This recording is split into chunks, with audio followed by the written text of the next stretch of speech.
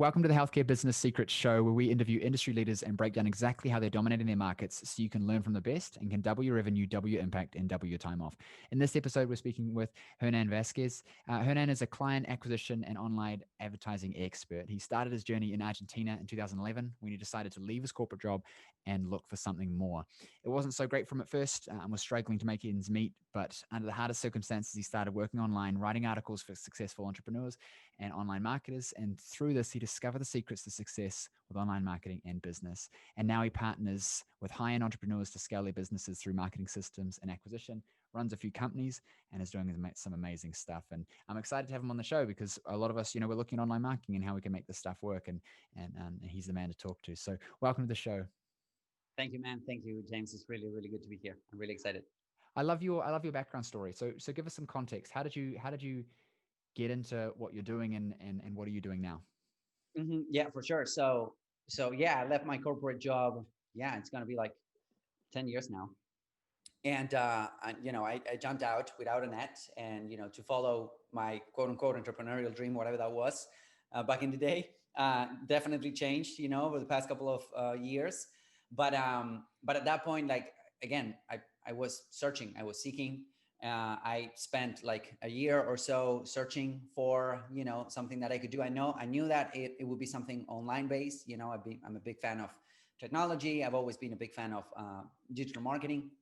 So I knew that it has to be that way. And funny enough, I started back in Fiverr. So when you mentioned that I was writing articles, I was actually writing articles for $4 a pop. When Fiverr was Fiverr, that you can buy anything for $5.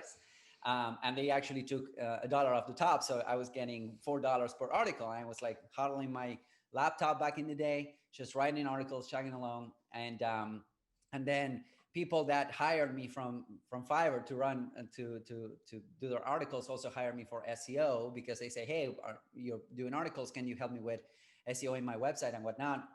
And I said, yeah, sure. And I started learning about SEO. And, I started doing SEO work for some of my clients, and a little bit in the US, a little bit here in Argentina as well. And I started researching and learning a lot about SEO back in the day. And that's how I came across what would later be my partners. One of my companies is called Semantic Mastery. And we help, digital agency owners grow their local SEO knowledge base so that they can provide services to their customers and their clients and whatnot. And I met with them in a mastermind by Alex Becker. This was like, I don't know, 6-7 years ago. And I met with them, and that basically that was my first online venture with people that I didn't know, because I was here in Buenos Aires in Argentina. They were in the US, and we started doing business together. And I'm like, what is this, right? Like doing business with people that you do not know. We met 2 years later, the first time that we could pay for our corporate meeting. We went ahead and we met in Miami. And that's basically how I got started in this online work, with my agency and selling info products as well. And for the past 5-6 years, I've been focusing mostly on paid acquisition, Facebook ads. And I've been fortunate enough to work with people like, I mentioned with Dan Henry. I work with Frank Kern. I, run most of his ads for a while. I also work with the team at Grant Cardone. So, I've been fortunate enough to work with these people. And learning a lot and helping a lot of entrepreneurs. Some of them are, health professionals and health practitioners. And, we're helping them with getting more leads, getting more sales and all of that. And that has been the focus of my agency for the past couple of years, up until the point where, where at this point we're kind of pivoting or changing strategies, and we're jumping in a more holistic approach with some entrepreneurs and some SaaS and some e-commerce stores and whatnot. And then we're jumping in and helping them developing the entire marketing machine. So from marketing automation, lead generation, landing pages, pretty much anything that they need, social media managing to actually grow their businesses and increase their revenue. Does that make sense? Yeah, it does. That's amazing. That's amazing. And I love how it came from just starting with $5 articles for people and just learning from, and I think that's in essence, like there's a similar narrative constantly with people on the show. And that is that they had a dream and they're focused on it, and they just overcame the obstacles as they appeared because they weren't looking at them. They were just looking at where they wanted to go. And so they just navigated it, and you just absorbed information because you you had to write the articles, so that you had to learn the stuff. And by learning it, you realize, hey, how about I stop just writing articles and actually doing some of this stuff? And then you got an opportunity, so you took it, and then you learned on the way. And that's the way that I teach it. Like, I teach clients how to build online programs, for example, right? And the first thing people do is they think, okay, I'm going to map out this massive program. I'm going to record these videos. I'm going to make the stuff. I'm going to do it. And then I'm going to try and sell it. And I'm like, no, no, no, no, no. You're going to map out what it looks like, and then you're going to sell it. And they think I'm crazy. And I'm like, well, why would you, prepare all the stuff that you don't know if it's going to work? You just say yes, and then go, shit, I'm going to figure this out as I go. And that's always the best, like anything.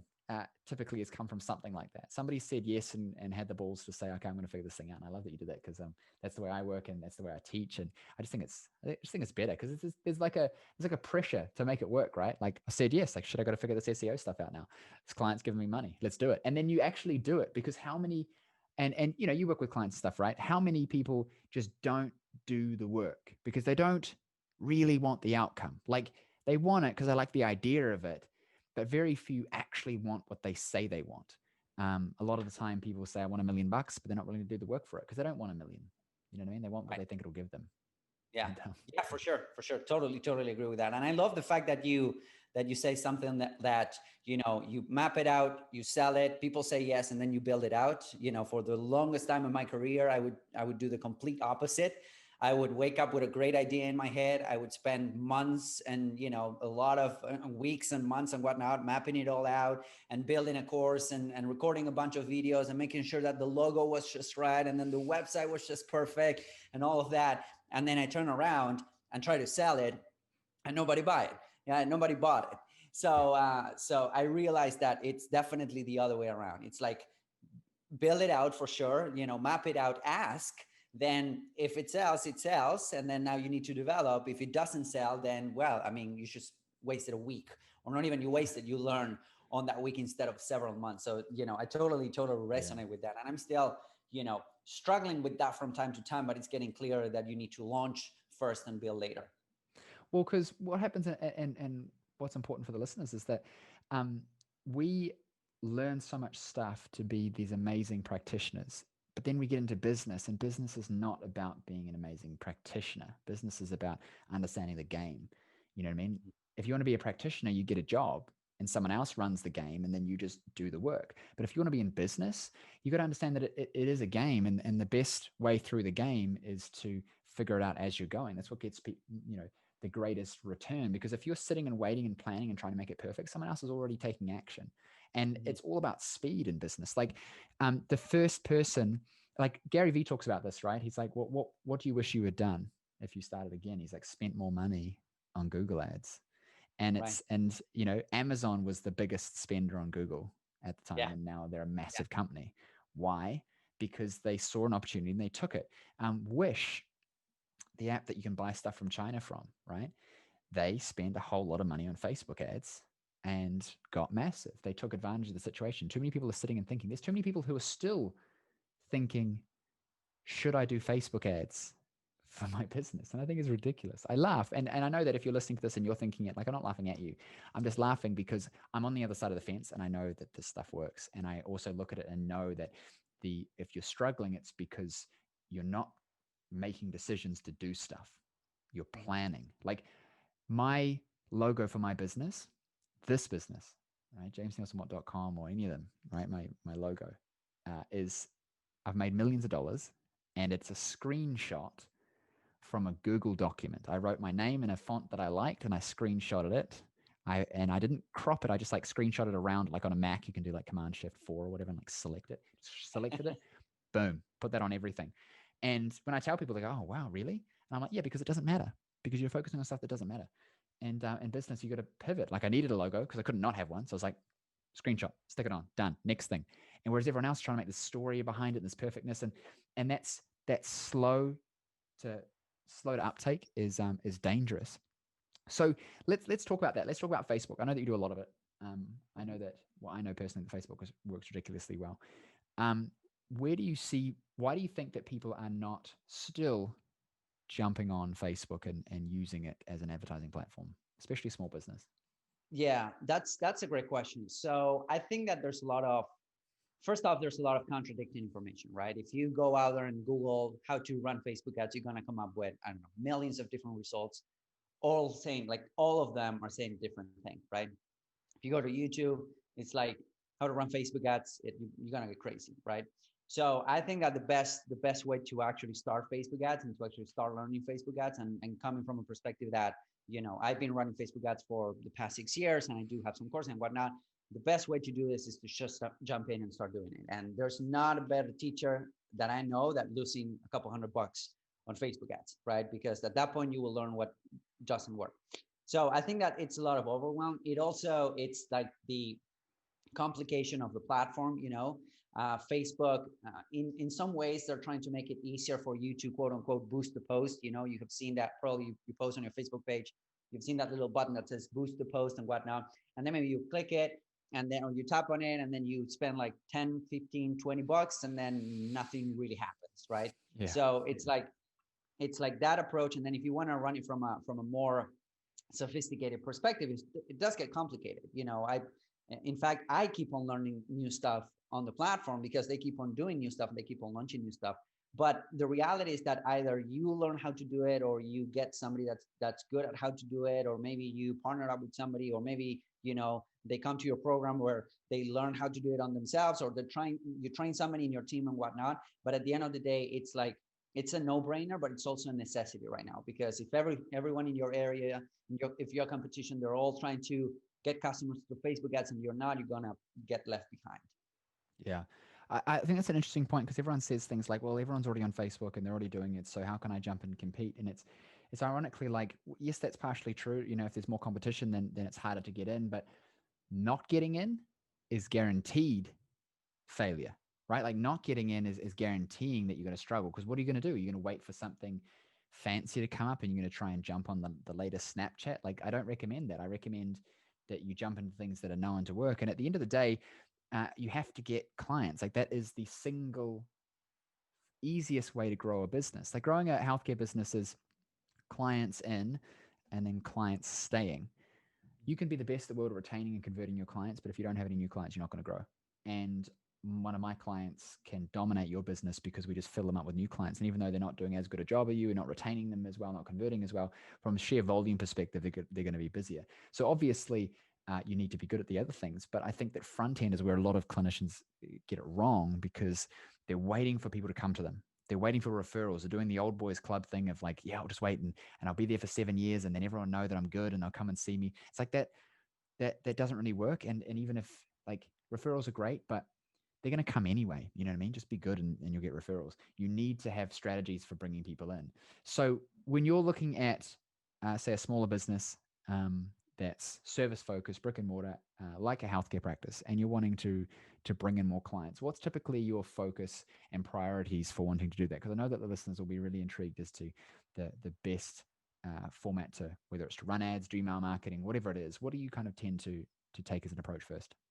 Yeah, that's actually a great question. And the reality is that right now, and the way we are approaching things in terms of specifically in terms of Facebook ads, also people, I think that they're not like jumping in because they think that they need to have a big budget, and that's usually not the case. And the reason why that's not the case is because there are some tools right within Facebook ads that allow you to, don't have a lot of money and still have results. Like, don't spend a lot of money and still have results, number one. But also, number two, separate yourself a little bit from the competition. And the way we've done it, and the way I've helped practitioners do it, is by actually doing something really simple, which is basically a two-step approach on Facebook ads. The first step is, instead of just going out for the kill, what I call is, like, if you hire an agency tomorrow, 9 times out of 10, what they're going to do for you is to put together something called lead generation ads on Facebook. And they work to an extent. And those are the ads that you probably came across on them on Facebook. And it's a type of ad that it might be an image or a video. You click on the ad, you tap on the ad, and a little form will pop up within Facebook, right? And you can put your name, email, phone number, whatever that is, and you can, quote unquote, request more information. Those are lead generation ads. Those are the lowest friction, the easiest to put together. And usually they work because people, they don't need to leave Facebook to complete, right? Complete the form. So that's that. So that's usually the first approach, and that's the easiest thing to put together. And if you want to get some quick wins, some quick traction, that is something that you might want to try. However, what we have found is that there's a way that we can increase the quality of the leads that you're getting, because there's one thing to get leads through Facebook ads or through online methods, and another completely different thing is to turn those leads into customers, into actual walking in patients that want to, that are actually calling your office or coming in for a consultation. Two different things. So the way we've done it, and it also allows you to position yourself a little bit as an authority, is by actually putting out short video content. And by short video content, I mean really helpful content that you can actually help share with your audience, with your potential patients, that will really help them out, right? And the good news about Facebook is that Facebook is essentially a social network. So that basically means that people are uploading selfies, they're uploading videos with their kids and their families and all of that. And that you can kind of do the same. So if you whip out your phone and you record a quick selfie video, 2 to 3 to 5 minute selfie video, being really helpful to your potential customers or to your potential clients and to your potential patients, and you run that. Usually we do a video views campaign or an engagement campaign, which is you can boost that post. And then you end up with a video simply by saying, by the way, if you want to learn more about this new treatment, or if you want to learn more about this, you can call our office to this number, or you can just drop us an email. That alone, that simple thing that you can do every week, that alone, and you need to boost it because, otherwise nobody will see it. So you need to put like $10, $15 behind it. That alone can actually move the needle, and it is moving the needle for a lot of practitioners. And you can also show ads to people that consume that content, to people that watch that video for 2 to 3 minutes or the entire video. You can show them ads, and that's where that two-step approach come into play. So basically, we present your audience or your ideal demographic or your potential clients, your zip codes, whatever it is that you want to show ads to. We show them those videos, and for people that engage with that content, people that consume that content, we show them those simple lead generation ads. So that two-step approach is really simple. It's also inexpensive, it's cost effective, and it's allowing health practitioners to get better results with their Facebook ads because it increases the quality of the leads that they're getting. Does that make sense? 100%. And just to break that down for our audience a little bit more, what he's talking about is setting out retargeting ads, where you run an ad to engage people at the start with your video that's valuable content and establishing you as an authority. And then what Facebook allows you to do is when people are watching that or engaging with that, you can create specific audiences of people who have engaged with it. And then that audience is obviously more warm than Joe Blow down the road who hasn't seen your stuff. And so then you're able to send more ads specifically to those people, and you can layer this. And so you're ending up speaking only to people who have previously engaged with your stuff, so they kind of know a little bit more about you. Because ultimately, what you have to remember is that the reason a person makes a decision to want to work with you is, yes, because you can likely solve their problem and produce results, but that they know, like, and trust you. And so if you're getting content out there that builds that know, like, trust factor, that authority, it's much easier to then offer that person and say, hey, do you want to work with me? Because they've already engaged with you before. You've already given them value. And we're not targeting people who didn't get value. We're not targeting people who watched your video for 1 second and then moved on and said, I don't like this guy. We're targeting people who watched majority of the video or half the video or whatever. So you know that they're interested. And they're just wanting that next thing, because not everyone is ready right now. And that's the key thing. Often we only do marketing to people who are ready right now. It's the billboard. You got a sore back, come and see me, which is great. But that's the low hanging fruit. That's easy. Everyone does that, which is why there's so much competition. We have to think a few steps before that, which is like, when is the person now considering, maybe I need to look at taking some action? Or I'm starting to experience something. What is this thing? And I'm looking it up, and then I'm engaging with them. And so talk us through a little bit about that. Do you do different campaigns at different stages of the buying cycle, so to speak? Cold, warm, hot? Do you focus only on one area? Like, what do you typically do? Yeah, that's actually a great point. And I like the fact that you say, hey, we need to focus on a couple steps before that. In fact, what you're doing with this type of advertising, this two-step quote unquote advertising, is you're basically targeting people that are ready to become patients right now, but also you're nurturing that relationship so that 30 days, 60 days, 90 days from now, you are actually, keeping yourself and your practice top of mind, that is really, really important. And this worked really well for several medical practitioners that I work with. And Yes, we do different campaigns. Usually, for people that do not know who we are, the something that I would recommend people to read always independently if they're in the marketing space or entrepreneurs and even to your audience as well is the book Influence by Robert Cialdini. Mm. That's a great book. It's a great book, and it shows you how basically how we work as human beings, right? Yeah. And it's a great book. And then what you're basically leveraging, if you read that book, what you're basically leveraging is the concept or the reciprocity factor, right? Yeah. That basically means that people, when you're being really helpful with them, just because we're wired like that, they will feel that they need to give something back to you, and Mm. that could be either coming to your clinic or giving you their email, whatever that is. So it's called reciprocity, and that's a great book, by the way. And yes, so we do that, kind of quote unquote break the ice with those helpful videos. And again, nothing fancy. Just whip out your phone, record a quick selfie video, just talking to the camera. That's all you need. And once people consume your content, we consider them warm. So for people that engage with that content, for people that visit your website, for people that maybe have scheduled before but they didn't come through, those are all warm. And to those people, we show them two things. Number one, we show them more content. We show them additional videos, and number two, we show them conversion ads. And then of course for people that um, are close to come through, basically people that have schedule a consultation online, or they have leave their email so that they can you can reach out and talk to them and whatnot. We consider them hot, and those people we basically need to make them really excited to come to the practice or to actually attend to the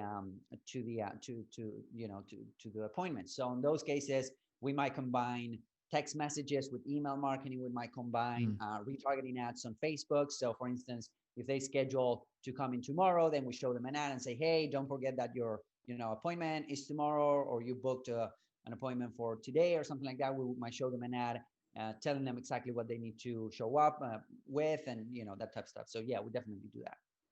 Yeah, it's about understanding that the points of friction between, you know, having no idea of who you are and then becoming a lifelong customer, and understanding that along that way, if we can seed people the right way, it just makes an easier, smoother process. It's like when you have a new client and then maybe you ring them after their first treatment and check in and say, how are you doing? Do you have any questions? We went through a lot of information. It's a touch point that you can then personally relate to that client a bit more, and they feel a bit more rapport with you. You can do a very similar thing with your ads and your content. New clients receiving email sequences, new clients receiving ad campaigns to reinforce for them the decisions they're making and push for referrals, and people who have just signed up for something and then contacting them again through ads and text and email automatically, leading them to the next step in the cycle. Like all of these things, these friction points that can come up, or these points that you want to take the opportunity to speed the relationship up as well, is important. I think from a tactical standpoint, it just comes back to what I said before, which is custom audiences and retargeting. If you know what I'm talking about, it's literally just creating an audience of people using the Facebook tools of people that have visited your website or visited a particular page. You can get fancy and you can have someone who's signed up and they've booked an appointment, and you send them to a specific page, and then that tags them. And so then you can send those people ads for one day, because you know that on average it takes one day to get to the next appointment. Or you can also upload email lists and things like that to Facebook too, and say, these are my new clients, Facebook, I want you to send ads to them. And Yeah. because Facebook has all of your information about you, it's all anonymous, right? It's not like I'm targeting Mrs. Jones specifically and saying, hello, Mrs. Jones. Like Facebook won't let you do that, but they will let you take an audience and then randomly show ads to those people based on whether or not Facebook has that person in the system with the information you gave them. But that's what we can do with custom audiences. And then retargeting just literally means to target again, right? To retarget that person. They've already been targeted by your ad. And then we're just sending them more messages. And I think it's amazingly powerful, and we forget that. You know what I mean? Like I do this a lot, and you've reminded me, yeah, we need to do some kind of pre-sale content essentially that warms people up. Like you do it, in my coaching business, obviously with this, my podcast is that you're listening to this podcast to learn some stuff. This is, super meta here, but this is that content, right? Like you're going to Yeah. hear me and get some value, and then go down the rabbit hole, and then probably become a client because you know that I can get you results. It's everything is that, you know what I mean? Mm. And we need to Yeah. be playing this game because, like we talked about, business is a game, and if you're not playing it properly, then you lose. And if we're in it to help people, then we need to be doing the stuff that allows them to see the value that we have so we can help them. You know what I mean? Um, Now, in terms of, you know, running Facebook ads, obviously having email on the back end is super important. Mhm. Um, Talk to us about email marketing automation. Like a lot of people think that you just have MailChimp and then you just send off an email once a week telling people what's happened in the clinic with newsletters. And I think newsletters are cancer. I don't think they're good for anyone. Right. What's your opinion, and how do you kind of talk us through email marketing and automations and stuff like that? Yeah, for sure, for sure. So I think that you made a great point. And usually, what happens with a lot of agencies is that, and I'm being part of an agency and also work with a lot of clients.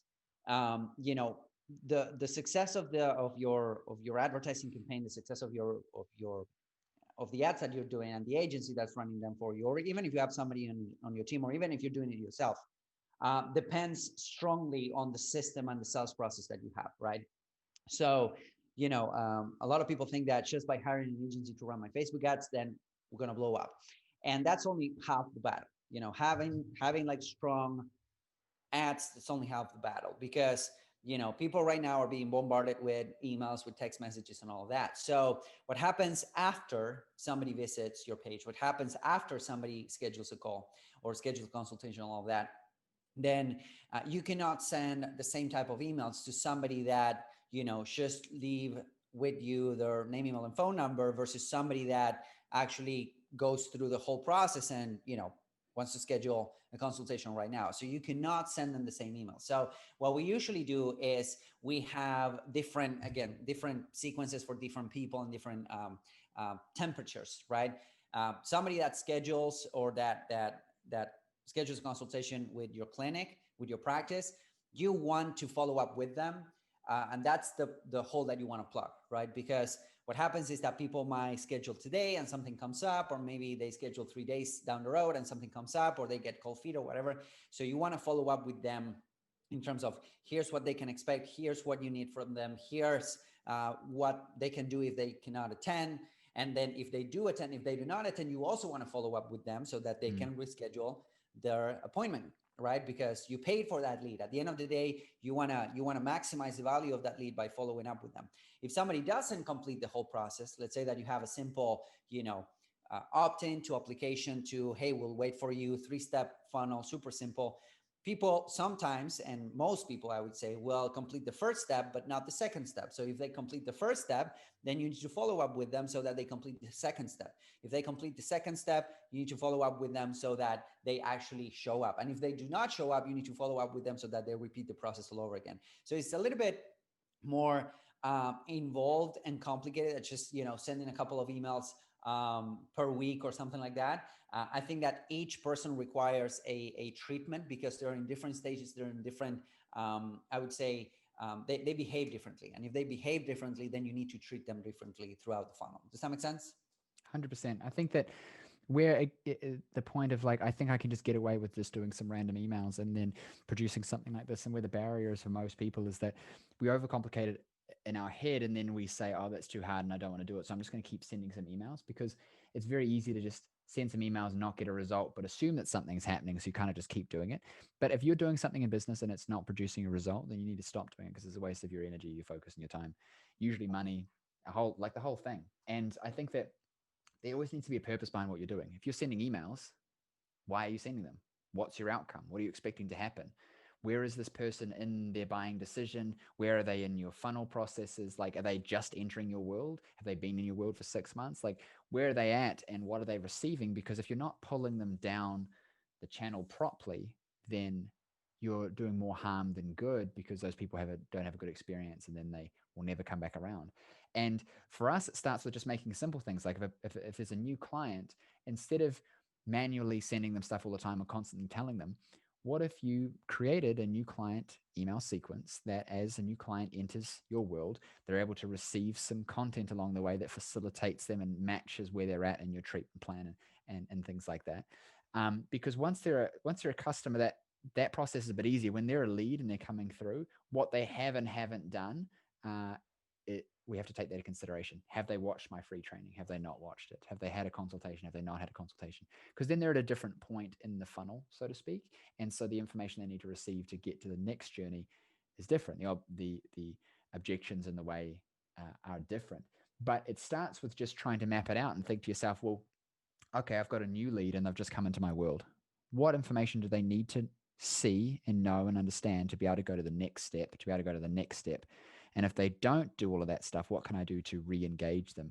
And we can just start building out these little maps, and they can start super simple, and then we can obviously make them more granular and more complex over time. But I think that just sending random emails about, what's happening in the clinic, and your cat's had surgery, and, you're going to the beach this weekend, like that stuff is just, no one reads it. And if they do, they're already a client and they already love you, but it's not helping you get sales. So it's only harming, because and here's the thing. I say this and I can feel people saying, well, my clients love getting my emails. I'm like, that's great. But is that why they're seeing you? No. Is it getting you more money? No. So therefore it's costing you.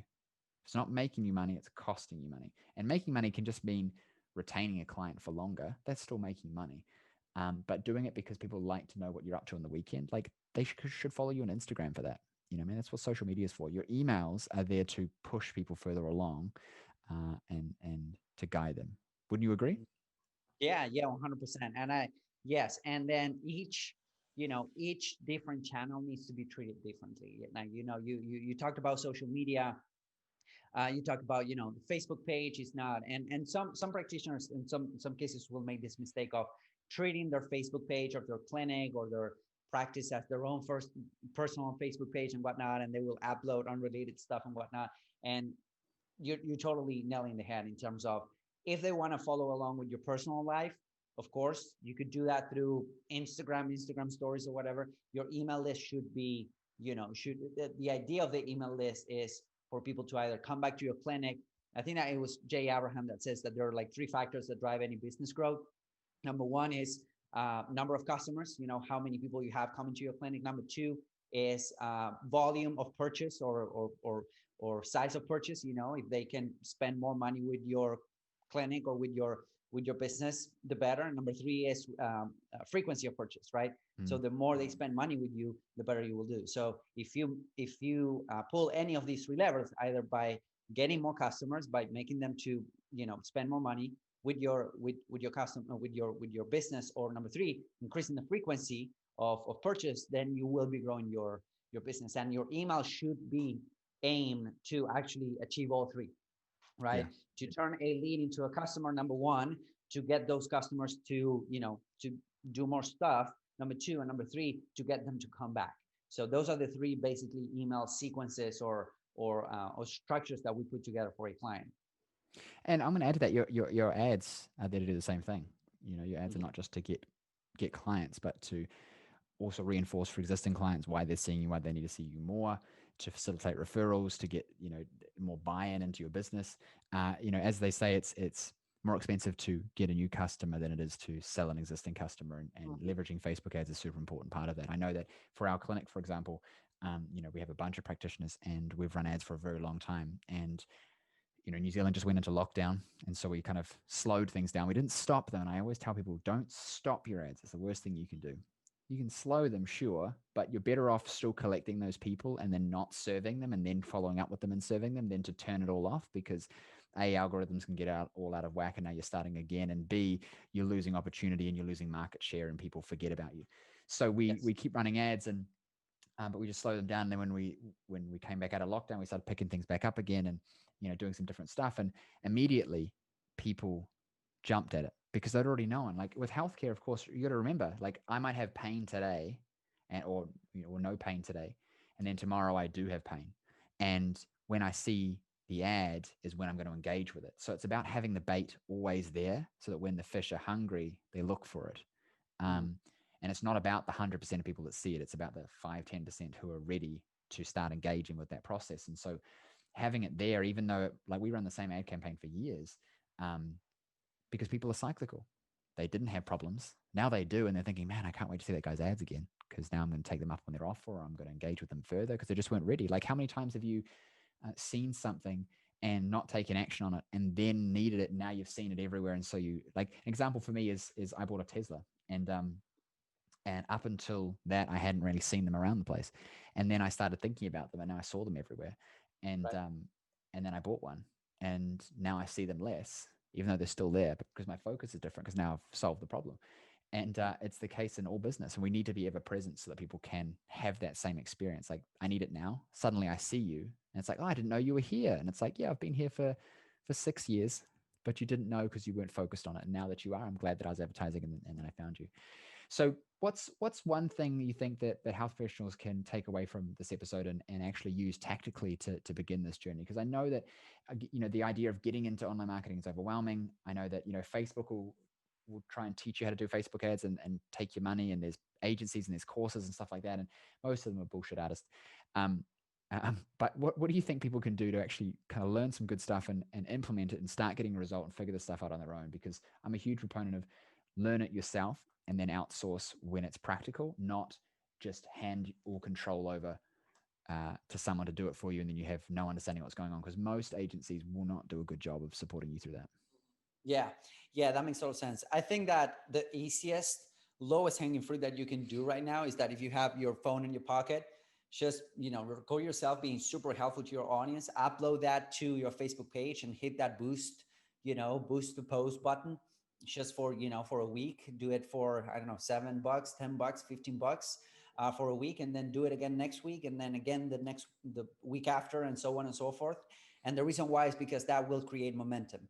That will give you some budget on advertising. And then, as you were saying, James, I think you're right on the money there. I think that if you guys are going back in lockdown, and I know that there's a lot of countries that are going back in lockdown for a second wave or whatever, I think that now is the time to double down on advertising. I think that for the first time in history, since Facebook ads have been launched, the CPMs, which is what we're paying to advertise on Facebook, right,